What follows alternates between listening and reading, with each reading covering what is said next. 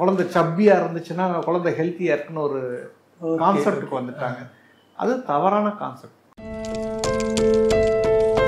சின்ன வயசுலலாம் பார்த்தீங்கன்னா மதுரையில் 2 பிரியாணி கடை தான் இருக்கும். இன்னைக்கு பார்த்தீங்கன்னா கிட்டத்தட்ட 2000 பிரியாணி கடை இருக்கு. அதில் என்ன பெரிய அந்த ஃபேண்டசின்றது தெரியும். ஆனால் பிரியாணி இன்னைக்கு கஞ்சி யாராவது குடிச்சிருக்கீங்களான்னு கேட்டால் கஞ்சி குடிக்கிறான்னு கேவலமாக பேசுகிறாங்க. இதே ஸ்டார் ஹோட்டலில் கஞ்சி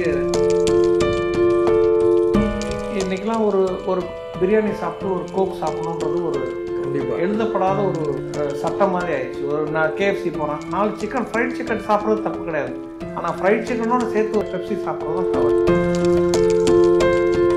வீக்கெண்டு நிறுத்திட்டீங்கன்னா எந்த ஹோட்டல்லையுமே இடம் கிடைக்காது, அவ்வளோ கூட்டம். பிகாஸ் ஹோட்டலில் சாப்பிட்டா அது ஒரு ஃபன், ஹோட்டலில் சாப்பிட்டா அது ஒரு கெத்து அப்படின்ற அந்த ஒரு கான்செப்டுக்கு மக்கள் போயிட்டாங்க. விவசாயிகளோடய நீங்கள் ஃபிட்டாக இருந்துட போகிறீங்க. அந்த மாதிரி என்ன விஷயம்னு கேட்டிங்கன்னா ஒர்க் அவுட் தான்.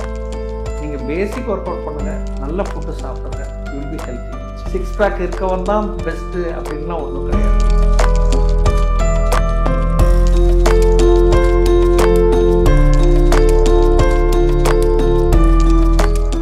வணக்கம் சார். வணக்கம் பார்த்தசாரதி. இன்னைக்கு நம்ம என்ன டாபிக் பார்க்க போகிறோம் அப்படின்னா, உலகளாவிய பிரச்சனைகள்ல மிக முக்கியமான ஒன்று, உலகம் முழுவதும் இருக்கக்கூடிய ஒரு பிரச்சனைனா உடல் பருமன் அப்படிங்கிறது. குழந்தை பருவத்துல இருந்தே அந்த உடல் பருமன் அப்படிங்கிறது ஆரம்பிச்சிருது. இங்கே மட்டும்தான் அப்படிங்கிறது இல்லாம எல்லா பக்கமும் திரும்புற திசையெல்லாம் அந்த உடல் பருமன் பிரச்சனையை வந்து நம்ம எதிர்கொள்ள வேண்டியது இருக்கு. எந்த அளவுக்கு இதை வந்து நம்ம கட்டுக்குள்ள வைக்க முடியும் சார்? உடல் பருமன் எதனால அதிகமா ஏற்படுதுன்னு நினைக்கிறேன். நல்ல கேள்வி இது. இதுல என்ன மக்கள் தெரிஞ்சுக்க வேண்டியது என்னன்னு கேட்டிங்கன்னா, நம்மளோட ஈட்டிங் ஹேபிட்ஸ் இந்த லாஸ்ட் ஒரு 2 ஜென்ரேஷனாக வந்து பார்த்திங்கன்னா ஈட்டிங் ஹேபிட்ஸ் வந்து மாறி நம்ம வெஸ்டர்ன் கல்ச்சர் போயிட்டோம். வெஸ்டர்ன் பீப்புள் இப்போ நம்ம கல்ச்சர் வந்துட்டாங்க. ஸோ அவங்க பார்த்திங்கன்னா தே ஆர் வெரி கான்ஷியஸ். கரெக்டாக உடம்பு மெயின்டைன் பண்ணுறதுலாம் அவங்க கரெக்டாக பண்ணிட்டு வர்றாங்க. நம்ம அதை அப்படியே மாறி நம்ம மார்பிட் ஒபிசிட்டி பயங்கர பெரிய வெயிட்டில் போயிட்டுருக்கோம் நம்ம. அதே மாதிரி குழந்தைங்க பிறந்தவுடனே குழந்தைங்களை வந்து ஊட்டி ஏதாவது தேவைக்கேற்ப இல்லாமல் தேவைக்கு அதிகமாக ஊட்டி வளர்க்கணுன்றது ஒரு இயல்பு நிலைக்கு வந்துருச்சு. அது மக்கள்கிட்ட அது ஒரு ஃபேண்டசி.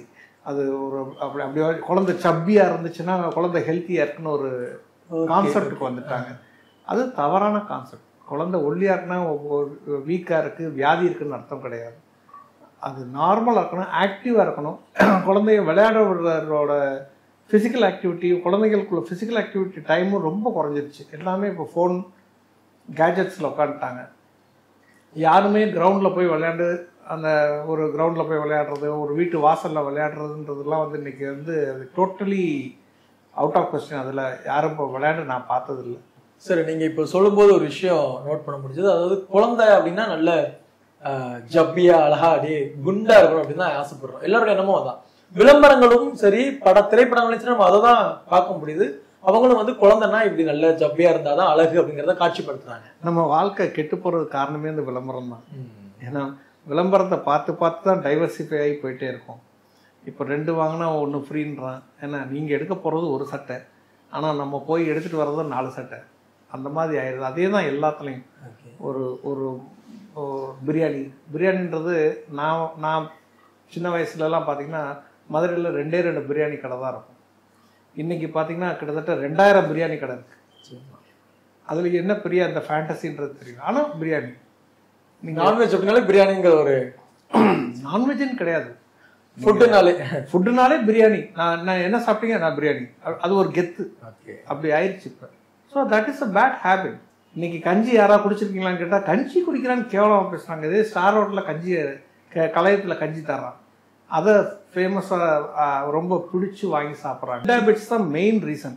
ஃபிசிக்கல் ஆக்டிவிட்டி இல்லாது ஒன்று வாயை கட்டணும், இன்னும் கால் நடக்க வைக்கணும். இதோடைய விளைவுகள் என்னவா சார் இருக்கும்? இப்போ உடல் பருமனால ஏற்படக்கூடிய விளைவுகள், இதோட அறிகுறிகள் முதல்ல அதுல இருந்து பார்த்தலாம். உலகத்தையே அச்சுறுத்திட்டு இருக்க ஒரு வியாதின்னு கேட்டால் டயபெட்டிஸ். ஃபர்ஸ்ட் நீங்கள் ஒபிசிட்டியில் டயபெட்டிஸ் ஒரு கண்டிப்பாக அங்கமாக வந்துடும். 2வது பார்த்தீங்கன்னா ஹார்ட் டிசீஸ். 3வது பார்த்தீங்கன்னா பித்தப்பை கற்கள் இது வர்றது, கணையத்தில் தொந்தரவு வர்றது, இது எல்லாமே வர்றது. இது எல்லாமே ஃபுட் அண்ட் ரிலேட்டட் இஷ்யூஸு. அதே அடுத்து பார்த்தீங்கன்னா லிவர் டிசீஸ். இது எல்லாமே ஒன்றோட ஒன்றா ஒட்டி வந்தது தான். ஸோ இதனால ஏகப்பட்ட ப்ராப்ளங்கள். வெயிட் ஜாஸ்தியானா மூட்டு வலி வந்துடும். பேக் பெயின் வந்துடும். ஸோ ஒன்று இஷ்யூஸ் தான். சரி, இப்போ நான் வந்து உடல் எனக்கு வந்து உடல் பெருக்குது, நான் வந்து உடல் பருமன் ஆகுறேன் அப்படிங்கிறத நான் எப்படி சார் தெரிஞ்சுக்கிறது ஆரம்ப கட்டத்தில்? வெயிட் ஓவர் வெயிட் போகிறது, உங்களோட நார்மல் சைஸ்லேருந்து நீங்கள் அப்நார்மலாக போயிட்டுருக்கீங்க அப்படின்னாலே அது வந்து உடல் பருமன் தான். ஸோ அதை வந்து எவ்வளோ வேஸ்ட் சைஸ்ன்னு சொல்லுவாங்க, நம்ம இடுப்போட அளவு கூடிக்கிட்டே போகிறது தான் நம்மளோட கைடிங் ஃபேக்டர். ஸோ அதை எவ்வளோக்கு எவ்வளோ குறைக்கிறோமோ, நாட் செஸ்ட் சைஸ், இடுப்பு சைஸ் கூடுறது, இடுப்பு சைஸை குறைக்கிறதுக்குள்ள வழி தான் பார்க்கணும். Best thing is to physical activity, increase your physical activity. Walking தான் பெஸ்ட் எக்ஸசைஸ். இன்றைக்கெலாம் ஒரு பிரியாணி சாப்பிட்டு ஒரு கோக் சாப்பிடணுன்றது ஒரு கண்டிப்பாக எழுதப்படாத ஒரு சட்டம் மாதிரி ஆயிடுச்சு. ஒரு நான் கேஎஃப்சி போகிறேன், 4 சிக்கன் ஃப்ரைட் சிக்கன் சாப்பிட்றது தப்பு கிடையாது, ஆனால் ஃப்ரைட் சிக்கனோட சேர்த்து ஒரு கோக் சாப்பிட்றது தான் பெப்சி சாப்பிட்றது தான் தவறு. அதை தான் அவாய்ட் பண்ணணும்னு சொல்கிறேன். இப்போ இது வந்து ஒரு நோயா நம்ம எடுத்துக்கலாமா, இல்லை இது ஒரு பாதிப்பு தான், இது சரி பண்ணிடலாம்? இது நோய்க்குண்டான முதல் வழி, இது மெயினான பாதை அது. ஸோ இதை நீங்கள் அவாய்ட் பண்ணிங்கனாலே நோய்க்குள்ளே போகிற பிரச்சனையே சரியாயிடும். நோய் வராமல் தடுக்கிறது ஆரம்ப கட்டம், நோய் வராமல் தடுக்கிறது தானே டாக்டரோட வேலை. ஸோ இதை தான் நாங்கள் முன்னெடுத்து சொல்கிறோம். பட் அது நிறைய பேர் அதை அக்செப்ட் பண்ணிக்கிறது இல்லை. இன்னைக்கு நீங்கள் ஓவராலாக எடுத்தீங்கன்னா, ஒரு சாட்டர்டே சண்டேன்னு எடுத்தீங்கன்னா, வீக்கெண்டுன்னு எடுத்துட்டீங்கன்னா, எந்த ஹோட்டல்லையுமே இடம் கிடைக்காது, அவ்வளோ கூட்டம். பிகாஸ் ஹோட்டலில் சாப்பிட்டா அது ஒரு ஃபன், ஹோட்டலில் சாப்பிட்டா அது ஒரு கெத்து அப்படின்ற அந்த ஒரு கான்செப்டுக்கு மக்கள் போயிட்டாங்க. வீட்டில் இன்னைக்கு சமைச்சோம், சாப்பிட்டோம், சந்தோஷமாக நான் 10 பேர் 4 பேர் உட்காந்து சாப்பிட்டோம் அப்படின்ற ஒரு சூழ்நிலை இல்லை இன்னைக்கு. உடல் பருமனுக்கு பிறகு இருக்கு இல்லையா சார், அது வரக்கூடிய நோய்கள் என்ன நோய் வந்து முதல்ல நமக்கு? Cardiac disease. ஹார்ட் தான் சார் ஃபர்ஸ்ட் அடிவாங்க. ஓகே, ஹார்ட்டு, லிவர், கிட்னி எல்லாமே அடிவாங்க. ஸோ நீங்கள் ஒபீஸ் பர்சன் பார்த்தீங்கன்னா 100ல் ஒரு 80% பேருக்கு வந்து பார்த்தீங்கன்னா ரெஸ்பிரேட்டரி ப்ராப்ளம் வரும். அவங்களால மூச்சு அவ்வளோ கம்ஃபர்டபுளாக விட முடியாது. Only 10% are very fit. குண்டாக இருந்தாலும் ஃபிட்டாக இருக்கிறது 10% தான். இதில் ஆரம்பித்து ஒன்றா போய் முட்டு வலி, இடுப்பு வலி, அதுக்கப்புறம் ரெஸ்பிரேட்டரி இஷ்யூஸ், அதுக்கப்புறம் ஹார்ட் இஷ்யூஸ், அதுக்கப்புறம் கிட்னி, லங்ஸு, லிவர்னு போய் எல்லா தொந்தரவும் வந்துடும். ஸோ இதை அவாய்ட் பண்ணுறதுக்கு தான் wait reduction is a very important thing. இப்போது உடல் பருமன் அதிகரிச்சிருச்சு அப்படின்னா அதை வெயிட் லாஸ் பண்ணுறதுக்கு வந்து சிலர் வந்து அறுவை சிகிச்சை கூட பண்ணுறாங்க. கண்டிப்பாக. அது யாருக்குன்னு கேட்டிங்கன்னா ஓவர் ஈட்டிங் பர்சன்ஸ். ஓகே, இப்போ நான் வந்து ஆவரேஜாக நான் சாப்பிட்றேன், நான் காலையில் ஒரு 4 இட்லி சாப்பிட்றேன், 5 இட்லி சாப்பிட்றேன், மத்தியானம் ஒரு 2 கப் சாதம் சாப்பிட்றேன், நைட்டு சாப்பிட்றேன் அப்படின்றவனுக்கு நீங்கள் சர்ஜரி பெரிய பெனிஃபிஷியலாக இருக்காது. ஆனால் அந்த சாப்பிட்டுக்கிட்டே இருக்காங்க பார்த்தீங்களா, எவ்ரி 1 hour, எவ்ரி 2 hours, இந்த மாதிரி ஒரு மன்ச்சிங் ஹேபிட் இருக்கவங்களுக்கு அது வந்து ஃபென்டாஸ்டிக் ரிலீஃப். ஆனால் அது தப்பு இல்லை அறுவை சிகிச்சை பண்ணுறது. அது இன்னைக்கு அது ப்ரூவன் குட். அது இன்னைக்கு வாழ்க்கையில் இன்னைக்கு எத்தனையோ பேர் பண்ணியிருக்காங்க, எத்தனையோ பேர் பலன் அடைஞ்சிருக்காங்க. அதனால வெயிட் லாஸ் ஆகி அது இன்னொன்று பார்த்தீங்கன்னா இப்போ அடுத்த லெவலுக்கு போயிடுச்சு. இப்போ சுகர் இருக்கவங்களுக்கு இந்த சாப்பிட்றதுனால சுகர் வருது பார்த்தீங்களா, அவங்களுக்கு இந்த ஸ்லீவ் கேஸ்ட்ரெக்டமி, இந்த பைபாஸ் பண்ணுறதுனால அது மெட்டபாலிக் சர்ஜரின்னு சொல்லுவாங்க. அதை apart from weight loss, sugar லெவலும் குறைஞ்சி கண்ட்ரோலுக்கு வருது. அதுவே அவங்களுக்கு பெரிய கொடுப்பனை தானே.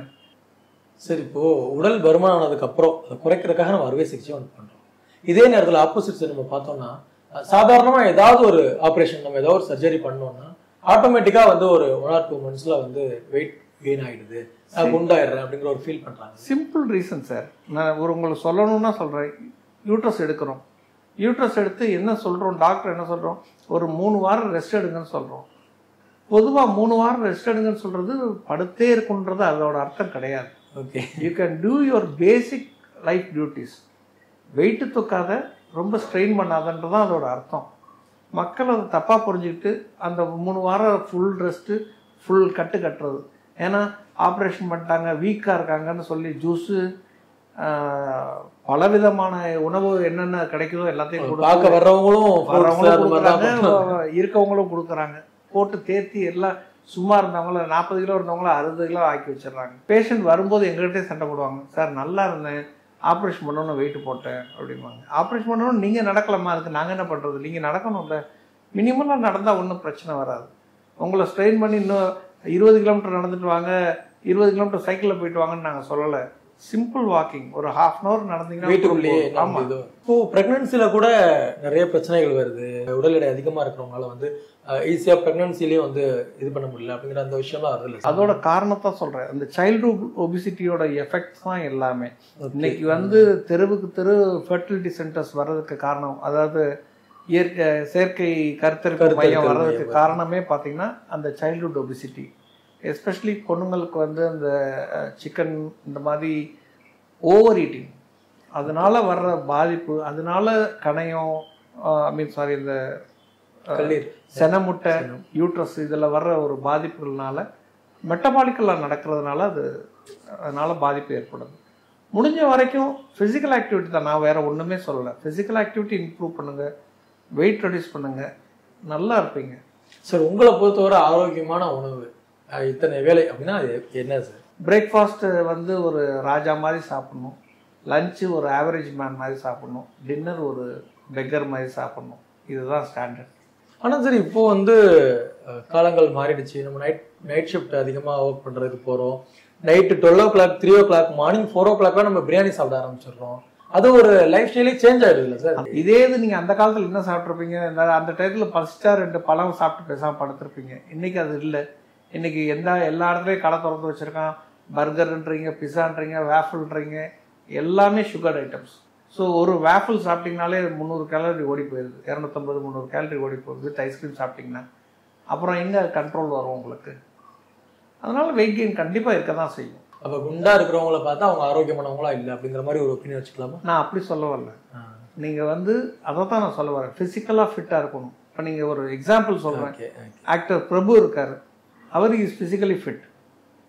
அவர் பார்க்க ஒபீஸ் தான், அவர் ஒபீஸ் தான், அதில் டவுட்டே கிடையாது, மார்பிட் ஒபீஸ் தான். But is physically fit. அந்த மாதிரி நம்ம ஃபிசிக்கலாக ஃபிட்டாக இருக்கணும். டயட் அப்படி இருக்கணும், ஃபிசிக்கல் ஆக்டிவிட்டி அப்படி இருக்கணும். அந்த மாதிரி இருந்தாலும் இப்போ தொந்தரவு வராதுன்னு சொல்லுவாங்க.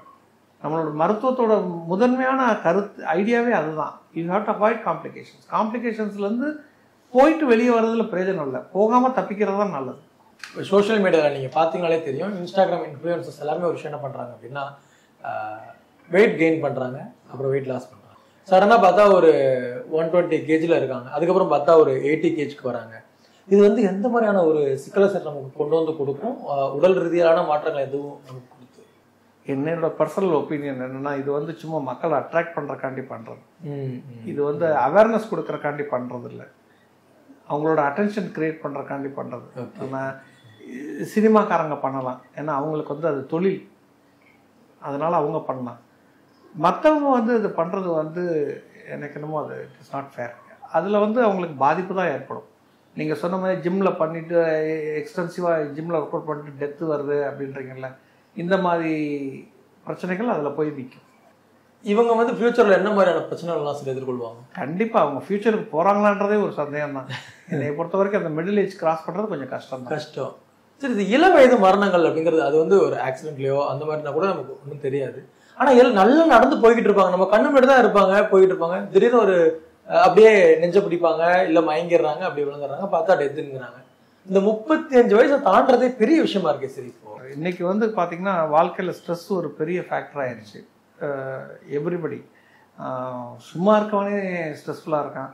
அப்போ ஒர்க் பண்ணுறவனுக்கு எவ்வளோ ஸ்ட்ரெஸ் இருக்குன்றது, time management and stress management தெரிஞ்சால் they can easily survive.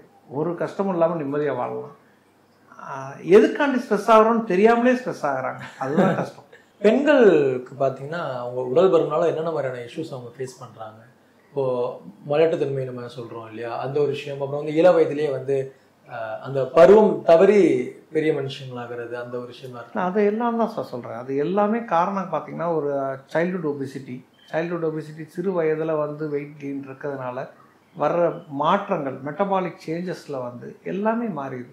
Thyroid தொந்தரவு வருது, பீரியட்ஸ் ரெகுலராக வரல, பீரியட்ஸ் டிலேட் ஆகி வருது, 16 வயசு 18 வயசுலலாம் பீரியட்ஸ் வருது, சில சமயம் 10 வயசில் 8 வயசில் வந்துடுது. அதுவும் இஷ்யூ தான். ஓவராலாகவே உடல் வருமானலேருந்து நம்ம தப்பிச்சிடலாம், நம்ம ஹெல்த்தை வந்து அழகாக கட்டுக்குள்ளே வச்சுக்கலாம் அப்படிங்கிறது ஒரு 3 டிப்ஸ் உங்களோட டிப்ஸ் சார். முக்கியமான நான் சொல்ல விரும்புகிறது என்னன்னு கேட்டிங்கன்னா, இதை பற்றின ஒரு விழிப்புணர்வு கண்டிப்பாக தேவை. அதாவது வெயிட்டாக இருந்தால் தப்பு இல்லை அப்படின்றது ஓகே, அது தப்பு கிடையாது. பட் ஆனால் அதை வெயிட் ஆனால் இன்னென்ன பிரச்சனைகள் வரும்ன்றத ஒரு விழிப்புணர்வு தெரிஞ்சு வச்சிருக்கணும். ஸோ அது மெயினாக தெரியணும். ரெண்டாவது என்னன்னு கேட்டிங்கன்னா, நடக்கிறது வந்து ஒரு கெட்ட பழக்கம் இல்லை, அது ஒரு இது கிடையாது. ஏன்னா அன்னைக்கு வந்து டிரான்ஸ்போர்ட்டேஷன் கிடையாது, அதனால இன்வேரியபிளே நடந்தால் ஆகணும். இன்னைக்கு you have varieties of vehicles. பக்கத்து டீ கடைக்கு போகிறதுக்கே கார்லேயே தான் போகிறோம். அதெல்லாம் அவாய்ட் பண்ணிட்டு முடிஞ்ச வரைக்கும் நடக்கலாம். ஒரு எக்ஸாம்பிள் எடுங்க, ஜப்பான் எடுங்க. இன்னைக்கு வரைக்கும் அவன் சைக்கிள் யூஸ் பண்ணுறான், இன்னைக்கு வரைக்கும் அவன் வாக்கிங் யூஸ் பண்ணுறான். வாக் பண்ணால் அவனுக்கு ஒரு பெனிஃபிட் கொடுக்குறான் கவர்மெண்ட்டு. அந்த மாதிரி சின்ன சின்ன மோட்டிவேஷ்னல் திங்ஸ் ஏதாவது பண்ணால் ஒருவேளை மக்கள்கிட்ட ஒரு விழிப்புணர்வு வரலாம். அண்ட் டயட்ரி ஹேபிட்ஸ் அஃப்கோர்ஸ் அது மெயின்.